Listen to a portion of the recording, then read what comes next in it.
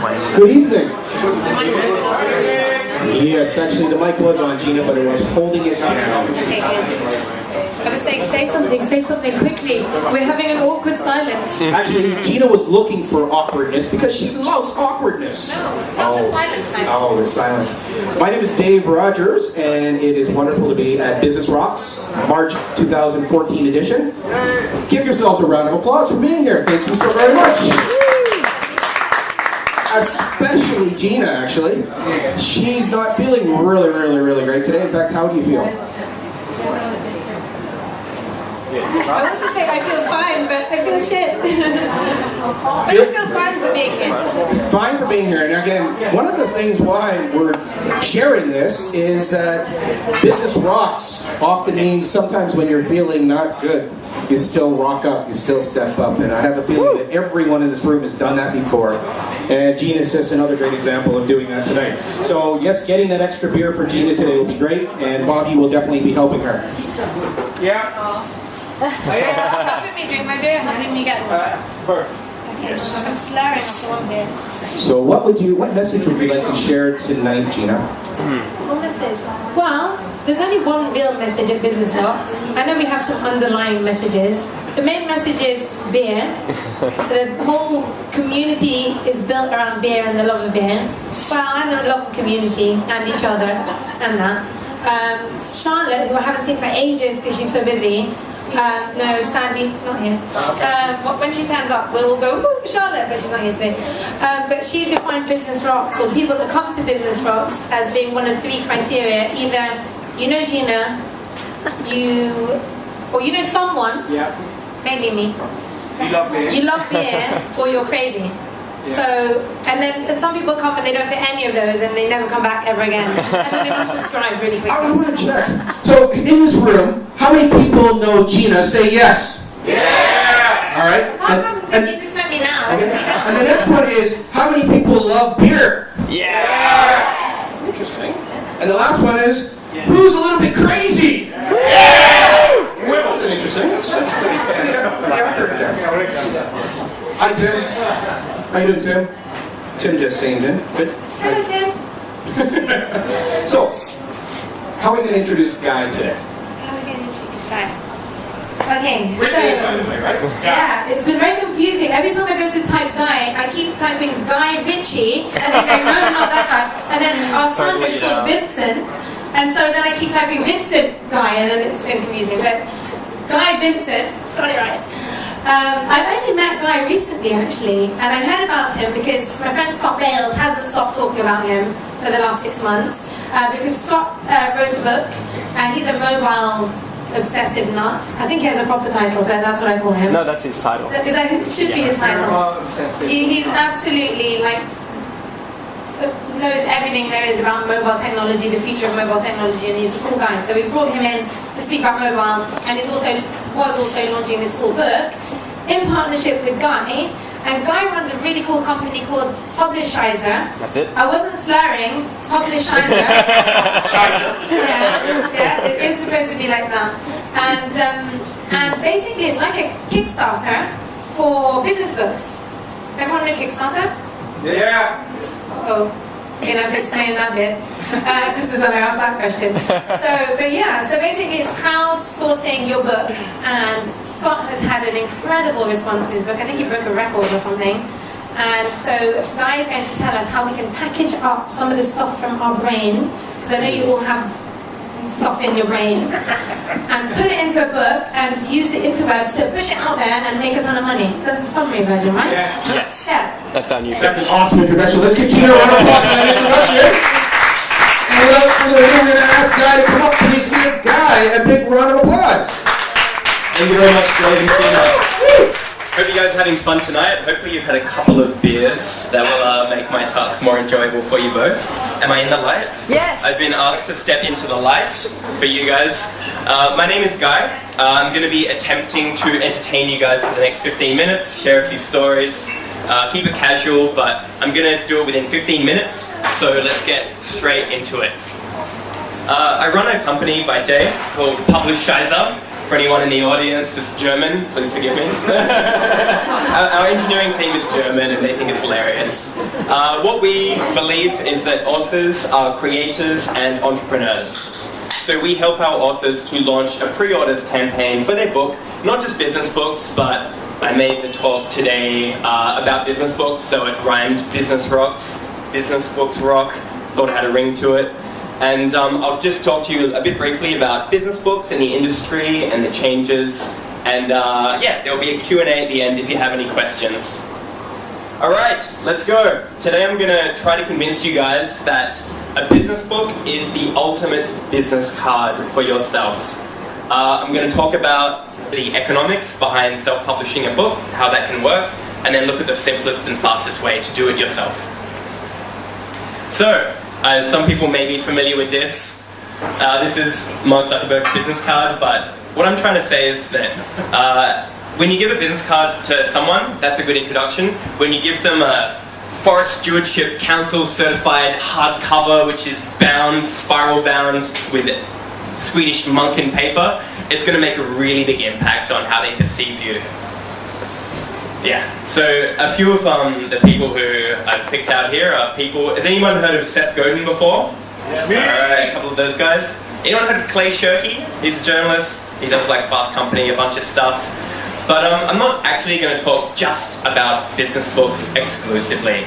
It can be creativity books, it can be design books, art books, it can even be a novel if you want.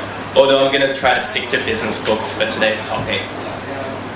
So, the thing that's been changing in the industry of books is that people are now starting to use them not just for the sake of writing a book or to do it to make a ton of money.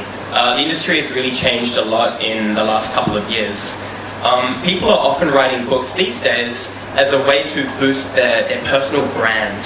It's a credibility signal. It's a way of developing expertise and, I mean, informing and sharing stories and lessons, but mostly it's used as a tool for networking and personal branding. I mean, like when we get to the nuts and bolts of it, often your consulting fees, your speaking engagements, and the number of deals you get, whether it's with potential clients, partners, events, whatever, it does increase significantly, and I can share some stories around that later. So this is our guy, Seth Godin. He's written a number of successful books, but Seth makes he spends most of his time doing speaking engagements. Every single startup wants this guy on their board. Every single self-publishing business author wants his name in the front of their book, and he actually makes a lot of his money from these kinds of things. It's the brand that he's built around himself through his books that has enabled him to be very open in terms of the projects that he wants to do, things that he finds really exciting. Another guy, anyone here know Tim Ferriss? Yes. Yeah, this guy's my personal hero. Likewise, this guy writes books about health and fitness. He originally wrote the 4-Hour Workweek, and then subsequently the 4-Hour Chef and the 4-Hour Body.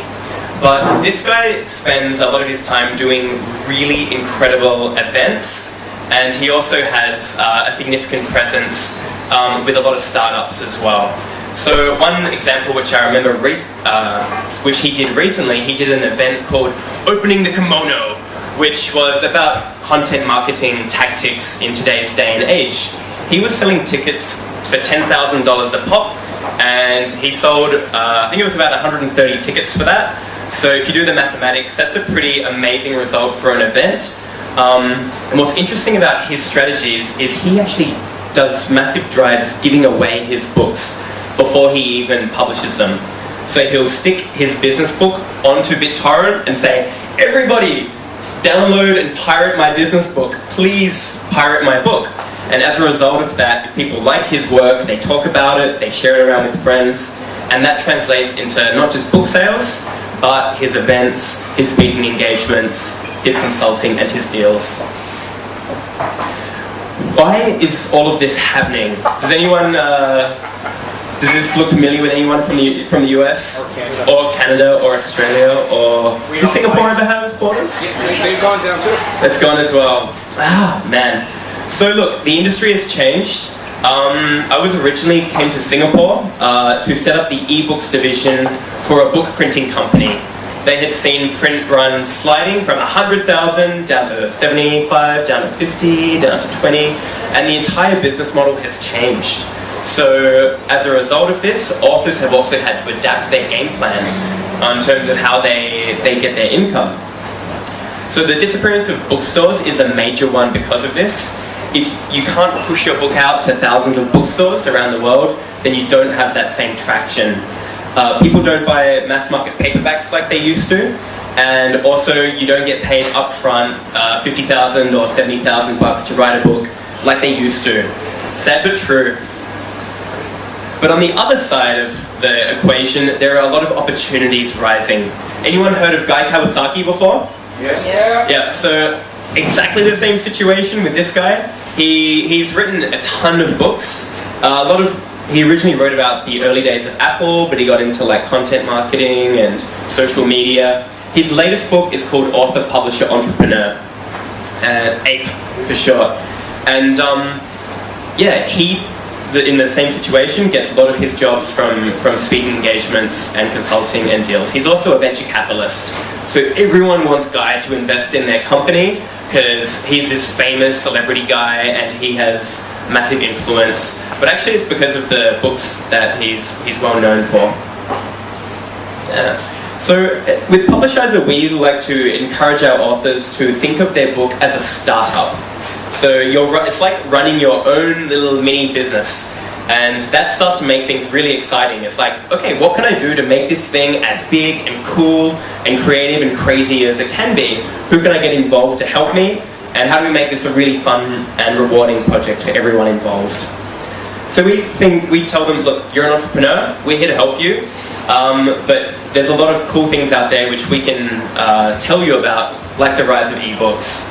How do you get into Amazon? How do you get onto their best-selling lists? What can you do here?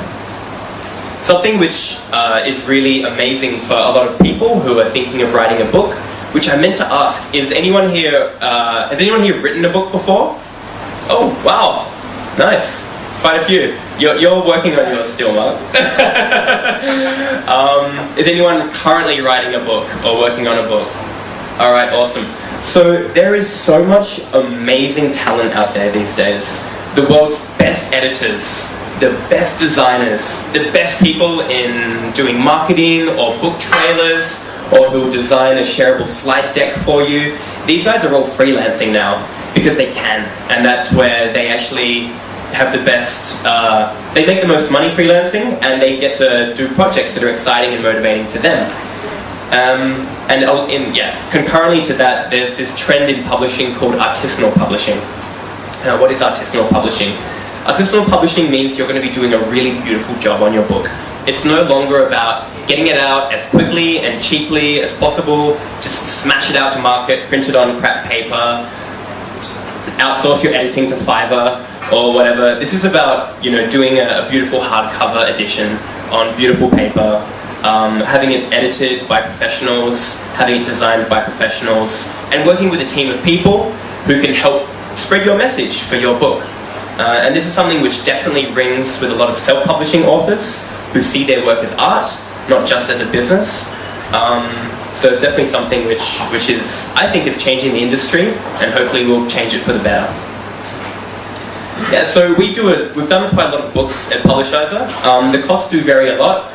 People always like knowing about the costs that are involved. So let me run through them. These aren't things that we charge. This is just, actually we're on the how good you can do out of it. Sorry for that, jumping ahead. So yeah, look, here's a scenario where someone who has a message to share, whether it's a business book or a book about creativity or design or whatever it may be.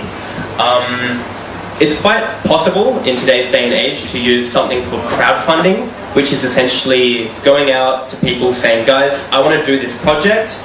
If it gets enough support financially for the project to go ahead, then I will go ahead and do it. If it doesn't get enough support, well, never mind. Everyone gets refunded. There are no fees, no penalties. It's a way to test the market for a project or a product or a book. So, 27,500 might look kind of nice. We have validated that with Scott, who was meant to be here tonight. He's a business rocker. He just left for China a couple of hours ago, so he couldn't make it. But he did a pre-orders campaign. He got quite a few consulting deals. What he did was like, hey guys, if you get 200 copies of my book, I'll come in and do a bit of on-site consulting, helping your company get mobile ready. And likewise, if you buy like 100 books, I'll come in and do a keynote presentation to your sales division or whoever needs to know about these changes in technology. So Scott had a massively awesome result, got a lot of press. He's now a bit of a self-publishing guru as well. A lot of people come to him for advice on how to publish a book, and he handballs them over to me. If you look down there, you'll see Mobile Ready reached its $10,000 funding goal. So what we did with Scott was introduce him to one of the best business book editors in the US, a guy called Matt Gartland, runs Winning Edits, brought in a New York Jewish business book publicist, which is always a good thing to have on board, and introduced him to his designer and got a trailer made and this kind of stuff. So he did all of this for $10,000. And if we break that down into actual nuts and bolts, basic costs, editing, design, bit of marketing, you can make your life a lot easier and just do an ebook as well. It's really simple to do it these days. But what we normally do is a print run of 1,000 copies. That's the minimum offset print run. It used to be really high. It was out of reach for a lot of self-publishing authors. It would be like, oh, you only want to publish 20,000 books?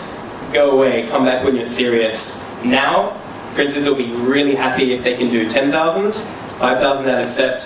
1,000 copies you can now do on offset, which means your costs are super low, a couple of dollars per unit for a beautiful hardcover with dust jacket on Forest Stewardship Council certified paper. Really, really beautiful, top-notch, top-quality printing. And then there are other costs, which may be a virtual assistant. Maybe you want to get someone to help you build a list of leads, get them to do marketing for you, whatever it may be. There are normally other costs. Yeah, so from my experience in the publishing world, which has ranged from self-publishing my own book, which was a book on how to wake up early, niche, to working with a bunch of authors through my former company to working in Publishizer, is a team-based approach works really, really well.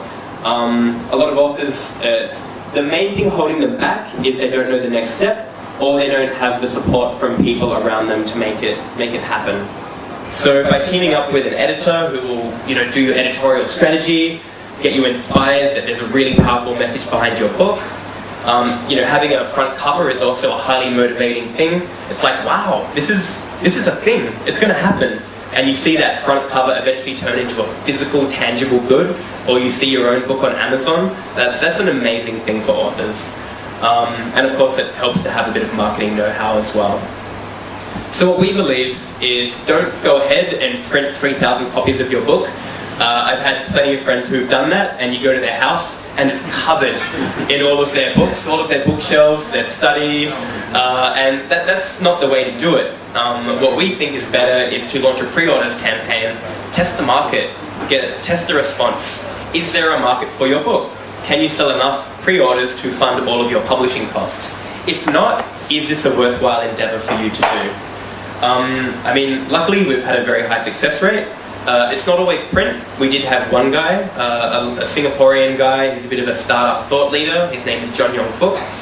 He did an ebook only campaign and had a good result. He sold $12,700 US in pre-orders just for his ebook, and he hadn't written a single word. He said, guys, I'm testing the market for this book.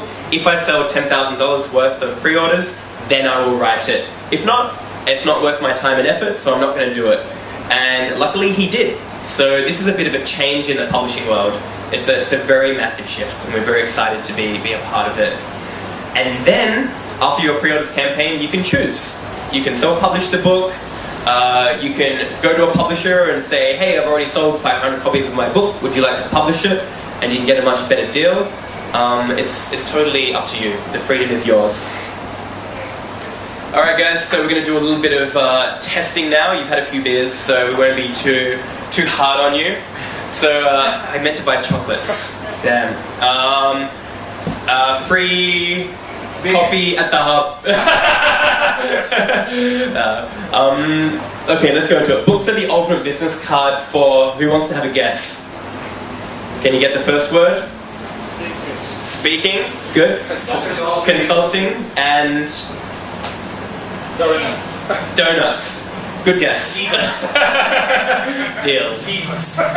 Yeah, books are the ultimate business card for speaking, consulting, and deals.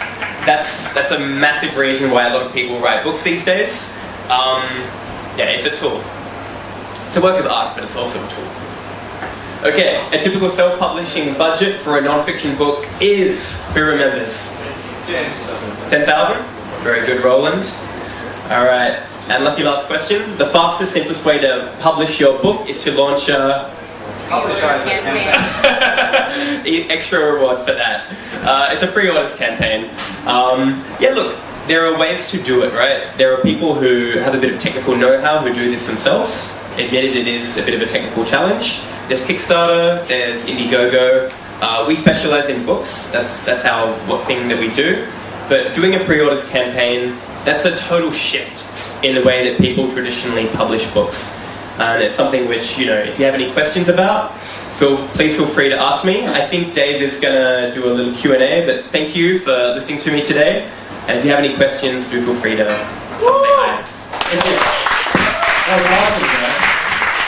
Great, fantastic. I think a couple of our authors might have some questions, or potential authors might have some questions. So let's start off with a question. Hello. Hello. Do you think that you need credibility to write a book, or do you need to write a book to get credibility? That's a good question. It's better to have credibility, and the results will speak for themselves if you have credibility. So I mean, the authors that we've all worked with, definitely they've had experience in the field that they come from. I'd say that's pretty much an exception without a rule. The main exception would be myself. When I wrote that Waking Up Early ebook, I was terrible at waking up early. I wrote it to teach myself to wake up early, but then it kind of like helped me get into the pattern of it. So it's recommended. You'll have the most insights and you'll have the best stories when you come from a credible perspective. But if you are looking to build your profile within a particular industry, like you want to start a new career, then writing a book is a way to kind of get yourself up and started faster. Excellent. I have actually a question, because I put out questions to friends in Australia and New Zealand, people that might have questions today. And the question is from Philip Silverman. What are the best strategies you know of for assessing the market feasibility of a book idea? Launching a pre-orders campaign? It was beautiful that you shared it in your presentation, because It really is. it really is. It's It really is. Look, there are other ways to go about doing it. A lot of people will, like, if you have a really basic idea for a book, you can set up a website, a landing page, and have like an email collection form, and just do a couple of Facebook ads or Google AdWords, and see if people put in their email address. Let me know when this book becomes available. A lot of authors have done that, and it's only after they get 1,000 emails that they will actually decide that it is a problem worth solving. Yeah, personally I think it's nice to have the actual pre-orders themselves, but it depends. great. Anyone else got a question? Yes. Roland. May I invest in your price breakdown? Are you charging for use of your platform for the period of campaign? It's on a revenue share model, so it's like any other crowdfunding campaign. It's 5% of the funds raised on the pre-orders campaign, if successful. If unsuccessful, there are no fees, everything is refunded. We are experimenting with tiers where we offer additional services, like bringing in an editor, and the editor takes a percentage of the campaign, for example. Scott did that to great success. Getting other people invested in the success of your book is a really motivating way for them to help you with your pre-orders campaign as well. The next question. Mark, do you have a question today? Okay, I'm going to ask a question for Mark. What would be 3 specific tips or strategies that you can share with Mark and everyone here today to ensure that his book sells at least 25,000 copies? So, for everyone in the audience, let me introduce you to Mark Jameson if you don't know him already. I was hoping to have his book trailer ready to share tonight, but it'll be coming out really soon. Mark is working on a book called Calm. The subtitle is still coming, but it's a book about mindfulness in the office, and particularly mindful leadership and how that affects the market, the workplace. So for someone like Mark, and we have been working with him on his marketing plan. Definitely a big one is video. Video is super powerful. Having a really good-looking trailer can make a big difference. One of our authors, John Young-Fook, he did a big blog post afterwards saying this is what worked, this is what didn't work, this is what I wish I'd done differently. And the one thing he said was, I really wish I'd done a trailer. It would have increased the conversion rates a lot. The logic behind that is that it makes people trust you. If you're an anonymous person and they don't know who you are, then there's zero trust. Just like I have zero trust with anybody here who hasn't met me before.